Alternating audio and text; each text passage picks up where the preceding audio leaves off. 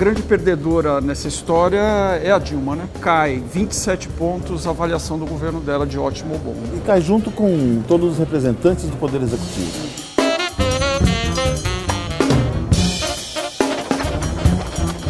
Eu acho que há uma efervescência social.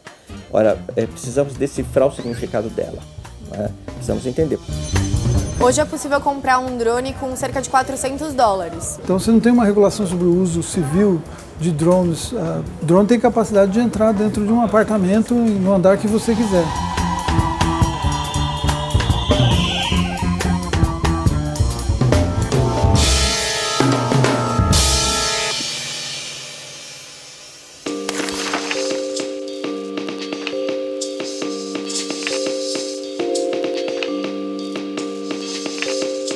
Boa noite. Após 3 semanas de protestos, as manifestações por todo o país produziram um terremoto na política. A presidente Dilma Rousseff não se elegeria mais em primeiro turno, se a eleição fosse hoje, segundo uma nova pesquisa Datafolha. Os protestos também ganharam o apoio de cerca de 80% da população e quase 90% entre os paulistanos. Estou aqui para falar sobre esse assunto com a colunista da Folha, Mônica Bergamo, e diretor-geral do Datafolha, Mauro Paulino. Esses números são uma bomba atômica e deixam o quadro político bastante indefinido há pouco mais de um ano da eleição de 2014. Ela mostra essa repulsa mesmo generalizada aos políticos, aos partidos, mas de qualquer forma o que salta aos olhos é que cresce o pessimismo em relação ao cenário econômico e cresce muito a repulsa aos políticos tradicionais. A grande perdedora nessa história é a Dilma, né? Cai 27 pontos a avaliação do governo dela de ótimo ou bom. Ela cai junto com todos os representantes do Poder Executivo. Agora, o que eu acho que a gente vai ter de consequência imediata é uma grande dificuldade de governabilidade da presidente Dilma Rousseff. Eu acho que a presidente Dilma Rousseff já estava enfrentando um cenário econômico adverso, né? Agora, eu acho que quando você tem um cenário político também adverso, porque ela tem uma relação absolutamente deteriorada com os aliados, ironicamente, na minha avaliação, quem ganha peso no momento desse, numa crise dessa que está sendo que conduzir a crise, justamente são os políticos, que justamente a população tanto rejeita. Por exemplo, eu acho que o Renan Calheiros, uma figura como ele, ganha um enorme peso numa circunstância dessa, ali para lidar com o Senado e para, inclusive, segurar um pouco uma crise maior para cima do governo dela. Pela primeira vez na semana passada, o Datafolha fez uma pesquisa nacional para ver o apoio às manifestações e o número é alto, né? 81%. 81% apoiam as manifestações, apoiam os protestos. O prefeito Fernando Haddad falou algo que eu acho curioso e com o qual eu concordo. Talvez o excepcional seja o Brasil nunca ter tido, ou há muito tempo não tem essas manifestações. Então o Brasil estava totalmente fora da curva de todos os países e agora talvez a gente esteja entrando numa curva que para nós é tão surpreendente, mas que é uma coisa absolutamente normal em vários outros países. Mais um dia de eficiência inédita no Congresso Nacional. Manifestantes que queriam mesmo a rejeição da PEC 37, cantando agora o hino. Este reajuste não está sendo adiado, ele está sendo suprimido. E a Comissão de Constituição e Justiça aprovou a proposta de emenda à Constituição que estabelece o voto aberto para os casos de perda de mandato de deputados e senadores. Os senadores aprovaram um projeto que transforma em hediondo o crime de corrupção. Para a construção de 66 quilômetros de corredores de ônibus. Também rodo para a educação e para a saúde também. Construção de uma ampla e profunda reforma política. Eu acho que há uma efervescência social. Ora, precisamos decifrar o significado dela.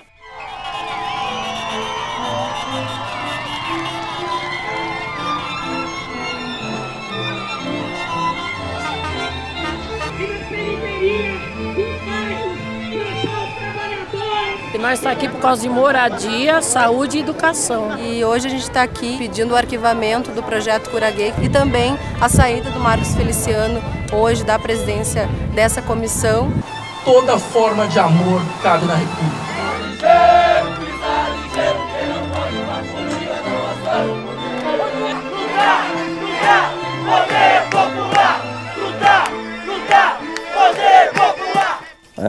Acho que tem esse desejo de uma sociedade para além do mercado consumidor, né? Quer dizer, hoje você pode dizer que nós reduzimos desigualdades e elas se expressam, sobretudo, no direito ao consumo. Agora, a escola pública continua reproduzindo desigualdades, né? O sistema de saúde continua reproduzindo desigualdades. No meu entender, a democracia ela vai avançar na medida que não só ela garante os direitos, mas quando ela garante a vida comum. Nós temos que tentar fazer com que neste país a lei seja aplicada para todos, independentemente da pessoa ser pobre, dela ser rica. Cada vez mais o que eu chamaria de subjetivação da política. A política não é vivida apenas com um sentimento coletivo que se consolida no partido, no sindicato, nas associações de bairros, etc. Cada um tem a sua versão da experiência social que, de alguma maneira, pela sua leitura subjetiva, vai se juntar com outras leituras subjetivas. A coisa mais fantástica de tudo são os cartazes. Quer dizer, cada um tem o seu cartaz. Quer dizer, cada um é uma voz autorizada.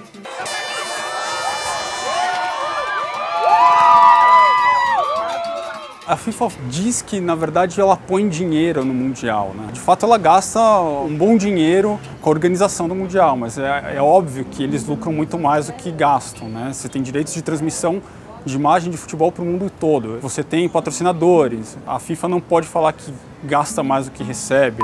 É o verdadeiro presidente do país hoje que se chama FIFA. Que a FIFA chega aqui no nosso país, monta um estado dentro do nosso estado, vai ter um lucro de 4 bilhões de reais e teria que pagar mais ou menos em imposto 1 bi e não vai pagar.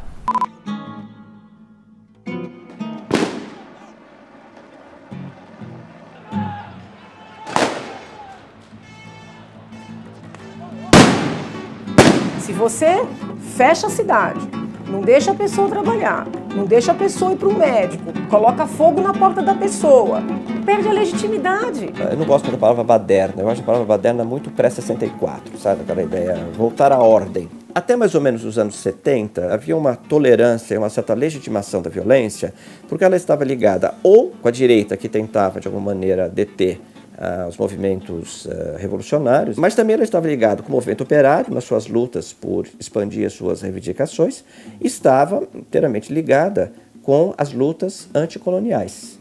Então, ela era vista como assim, um instrumento legítimo. O exemplo mais claro disso é a apresentação que o Sartre faz ao livro do François Fanon, Os Condenados da Terra, em que ele diz que a violência é a política, a linguagem da política, né? Quer dizer, ele legitima. No final dos anos 60, quer dizer, quando você tem já poucos países colonizados, quando você tem uma espécie de começa o momento do refluxo do movimento operário, etc., começa todo um processo, inclusive intelectual, de condenação da violência. Não é sem razão que uma filósofa como a Hannah Arendt volta a ser lida, né? Quer dizer, que condena o tempo todo a violência na política, né? Então, começa a se discutir isso, quer dizer, a única possibilidade da política está na democracia, porque ela permite reconhecer as diferenças, ela permite conviver com as diferenças e ela permite, de alguma maneira, fazer a circulação de ideias caminhar no sentido de negociações. Tem dinheiro para a Copa, mas não tem para educação. Eu sei que grande parte dos especialistas em segurança pública defendem a desmilitarização. Eu não.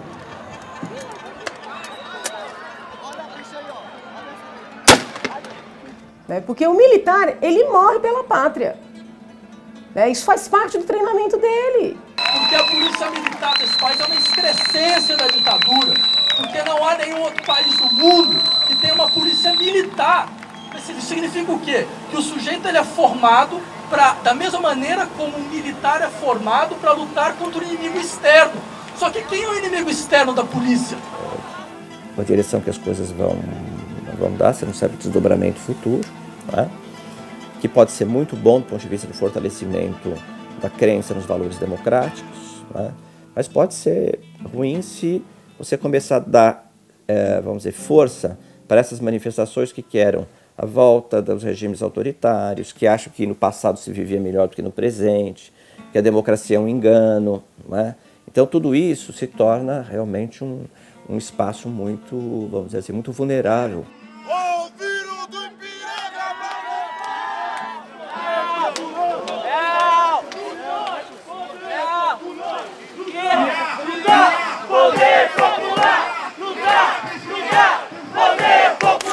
Agora, Mauro, pela primeira vez desde que a Dilma assumiu a presidência, ela não se reelegeria em primeiro turno se a eleição fosse hoje? Dilma caiu nos últimos 20 dias de 51% para 30% das intenções de voto estimuladas, ou seja, quando a gente apresenta um cartão com os candidatos. Marina Silva cresceu de 16% para 23% e Aécio Neves de 14% para 17%.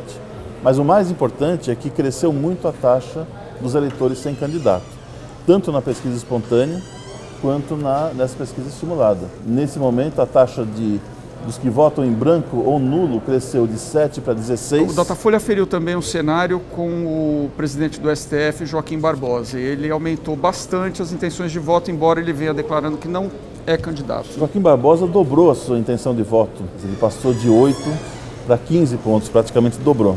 Até porque ele é o candidato ou pré-candidato dos que estão colocados que melhor representa esses eleitores que rejeitam os partidos. O candidato sem partido, na verdade, foi o que mais conseguiu crescer. Os apartidários acabaram formando um novo partido. Você tem dois líderes, que é o Joaquim, que eu particularmente não acredito que seja candidato, e a Marina, que está montando um partido que não tem nome de partido, uma pessoa que não se posiciona claramente. Por exemplo, você não consegue saber da Marina e nem sequer em quem ela votou no segundo turno da eleição passada. É uma coisa absolutamente despolitizada, bandeiras genéricas, sem desqualificá-la, porque eu acho que ela tem um debate de alto nível em muitas questões, mas não em questões ideológicas mais definidas. Ela não se define. Mas agora esse descontentamento com a Dilma e esse vácuo que está se abrindo aí com um aumento do total de pessoas sem partido, né, que dobrou, vocês acham que isso pode abrir uma brecha para um aventureiro ou mesmo para a volta do Lula? As opiniões elas estão mudando muito rapidamente nesse momento. Os brasileiros estão esperando também a resposta que os políticos vão dar. É um cenário também, a meu ver, propício para esse tipo de lançamento de candidatura de algum aventureiro. Sim. No caso do Lula, Mauro, quais são os números? Sim, o Lula numa situação com Marina, contra Marina, Aécio e Eduardo Campos, ele cai de 55% para 46%. É uma queda menor, bem menor, menos significativa do que a de Dilma. Ele é, nesse momento, o candidato petista com a candidatura mais viável. Olha, quem conhece bem o Lula diz que esse sonho nunca foi definitivamente enterrado. Porém, o Lula foi atropelado por algumas circunstâncias que não existiam quando a Dilma se elegeu, que foi um problema de saúde grave, que ele tratou, aparentemente está curado, mas é algo muito delicado ainda com o qual ele precisou lidar. O julgamento do Mensalão, que o ex-presidente Lula não achava que teria esse tamanho, essa repercussão, não achava sequer que seria julgado nesse período aqui, e a própria vontade da presidente Dilma, que atropelou um pouco as pretensões e o fez lançá-la. Então ele teria que fazer um recuo enorme, muito maior do que ele teria que fazer antes de ele lançá-la. Quer dizer, ela teria que pedir para ele ser o candidato praticamente. Agora, que a pressão sobre ele já existia de empresários, de políticos, e isso vai aumentar tremendamente com essa pesquisa, eu acho que sim. E no caso da situação econômica, azedou geral a percepção da população. Subiu de 36% para 44% o total dos que acham que o desemprego vai aumentar. Inflação, maioria absoluta, acham que vai aumentar a inflação e que o salário vai perder o poder de compra, né? Aumentou de 27% para 38% do total. A pesquisa feita no início do mês já sinalizava para esse agravamento aí da situação econômica, da perda de confiança na situação econômica do país. E nós estamos falando isso, eu acho que essa é uma observação, quer dizer, essa falta de confiança num cenário econômico que, de fato, é difícil, mas ele não está extremamente deteriorado. Por exemplo, se a gente pegar o fim do governo Fernando Henrique, a inflação era o dobro, o desemprego era muito maior. Então eu não sei onde é que esse negócio vai parar. Vocês imaginavam que uma bandeira como essa, do passe livre de ônibus, pudesse ter esse tipo de repercussão? Porque algumas coisas aconteceram na semana passada no Brasil. A presidente Dilma chegou a lançar a ideia de um plebiscito. O governador Geraldo Alckmin vendeu até helicóptero aqui em São Paulo para poder mostrar ali uma certa austeridade. E pela primeira vez desde a redemocratização, um deputado, Natan Donadon, que era do PMDB e foi expulso do partido, agora está preso. A pesquisa do início do mês dava alguns indícios de que a população começava a se preocupar muito com a situação econômica. A questão da tarifa, que não deixa de ser econômica, fez com que despertasse essa revolta. Bom, a TV Folha foi para uma cidade na Bélgica, onde começou a experiência do passe livre, onde os manifestantes aqui no Brasil se inspiraram. E uma outra cidade no interior de São Paulo, Agudos, que tem também passe livre para os cidadãos.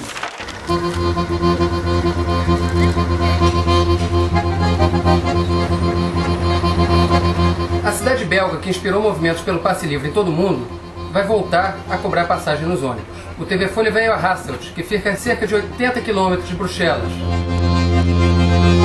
Aqui, o ônibus é de graça desde 1997, quando um prefeito do Partido Socialista decidiu subvencionar o valor total da passagem para estimular o transporte coletivo. It was a great success because from one day to another, more than 10 times more people used the bus. Nowadays there were 4,500,000 users a year, and before it was around 200,000. O sistema ficou muito popular e durou 16 anos, só que vai ser revogado no começo de 2014. O problema é que os custos de transporte gratuito quadruplicaram e a conta ficou alta demais para a prefeitura. Agora, no momento de crise da Europa, chegou a hora do corte.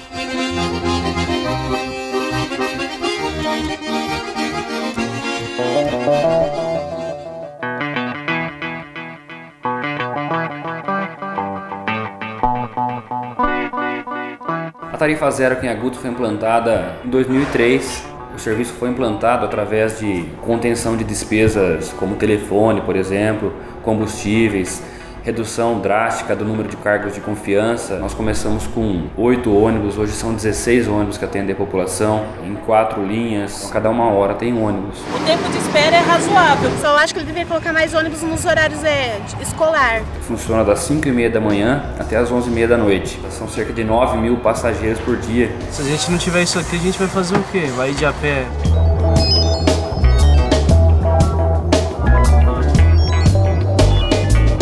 O transporte público tá bom, mas poderia melhorar. Colocar as cabines, né, nas áreas que tem sol. Podia ter em todos, né, um lugar pra gente sentar e se esconder quando chove, né?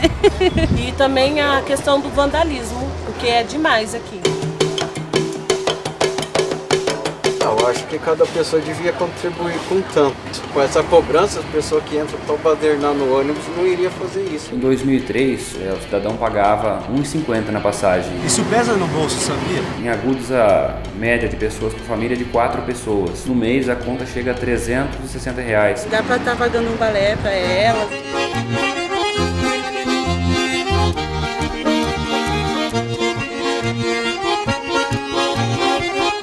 O transporte coletivo gratuito é possível independente do tamanho da cidade.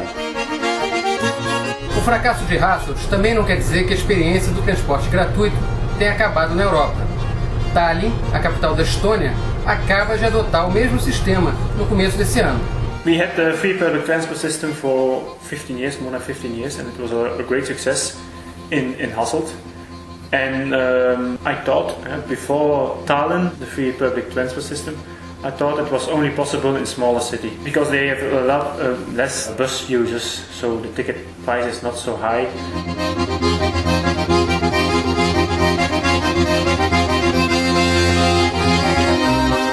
Claro que em cidades maiores é necessário um planejamento estratégico e financeiro mais amplo, mas é possível, é real. If you compare now with Tallinn, they introduced the free public transport system for their inhabitants. So, and there it's also a success, a big success. It's possible for the city budget in Tallinn. So why won't it be possible in Brazil or cities in Brazil? Eu acredito que o passageiro tem que arcar com um pouco menos, que o empresário deve lucrar menos. Eu acredito que isso tem que ser revisto. É um direito, né, meu? Não é? É um direito.